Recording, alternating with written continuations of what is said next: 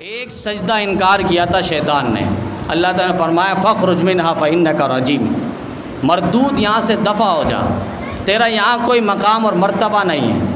ورنہ آپ جانتے ہیں کہ شیطان ابلیس نے روئے زمین پر کوئی جگہ باقی نہیں بچی جہاں اس نے اپنا سجدہ نہ کیا ہو، جہاں اس نے عبادت نہ کی ہو۔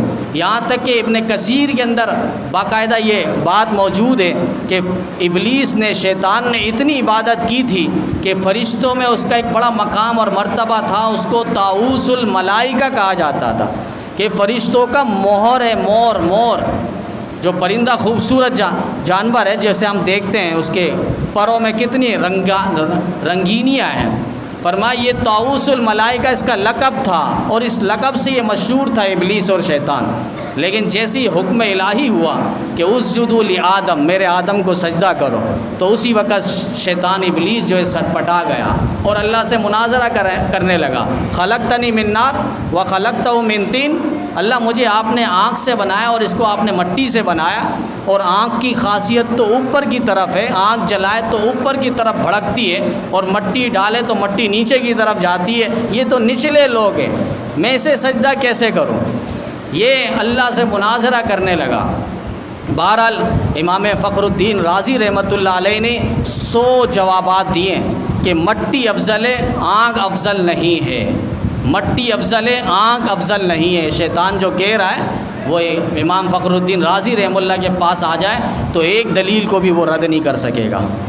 تو یہ شیطان ایک سجدے کا انکار کیا تھا۔ آج ہم 5 نمازوں میں نہیں آ کر 96 سجدے کا ہم ایک لحاظ سے انکار کر رہے ہیں، اگرچہ وہ قولی انکار تھا، زبان سے اس نے انکار کیا تھا، ہم قولی تو نہیں کر رہے ہیں لیکن عملی ہم کر رہے ہیں۔ ہمارا عمل بتا رہا ہے کہ ہم نماز کے لیے نہیں آ رہے، ہمارے دلوں میں نماز کی اہمیت نہیں ہے۔ ابھی نوجوانوں سے کہا جائے نماز کا وقت ہے، نماز کے لیے آ جائے تو کہتے ہیں کہ کپڑا خراب ہے۔ ہال کی اہمیت ہے، دعوت کی اہمیت ہے، الیک سلیک کی اہمیت ہے، لوگوں سے ملاقات گپ شپ کی اہمیت ہے، نماز کی اہمیت نہیں ہے۔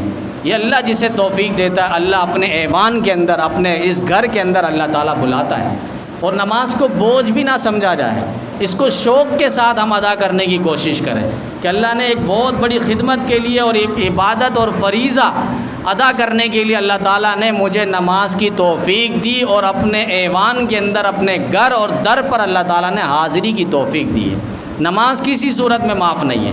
کھڑا نہیں ہو سکتے آپ بیٹھ کے نماز پڑھ لیں، بیٹھ کے نہیں پڑھ سکتے تو آپ لیٹ کے پڑھ لیں۔ کتنے مریض ہیں جو لیٹ کر نماز پڑھنے لگے، یہاں تک کہ لیٹ کے نہیں تو آپ اشارے کے ساتھ نماز پڑھ لیں۔ زکوٰۃ آپ پر فرض ہے، 2 دن باقی ہے، مال لٹ گیا، نقصان ہو گیا، اب آپ پر زکوٰۃ نہیں ہے۔ حج آپ پر فرض ہے لیکن مال لٹ گیا، پیسے نہیں ہیں، اس حساب سے پیسے کم ہو گئے، اب آپ پر حج نہیں ہے۔ روزہ ہے، آپ سفر میں جا رہے ہیں، تھکن ہے، مشکلات ہے، پریشانی ہے، تو آپ روزہ نہ رکھیں، بعد میں اس کی قضا کر لیں۔ تو ہر عبادت کے اندر کوئی نہ کوئی کمی آ جاتی ہے، تخفیف آ جاتی ہے، لیکن نماز سے متعلق کوئی تخفیف نظر نہیں آ رہی۔ کھڑے نہیں ہو سکتے، عذر شرعی ہے، آپ بیٹھ کے پڑھ لیں۔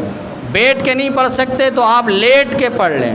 لیٹ کے نہیں پڑھ سکتے تو اشارے کے ساتھ، کتنے مریض اشارے سے پڑھتے پڑھتے جاں بحق ہوئے، دنیا سے چلے گئے۔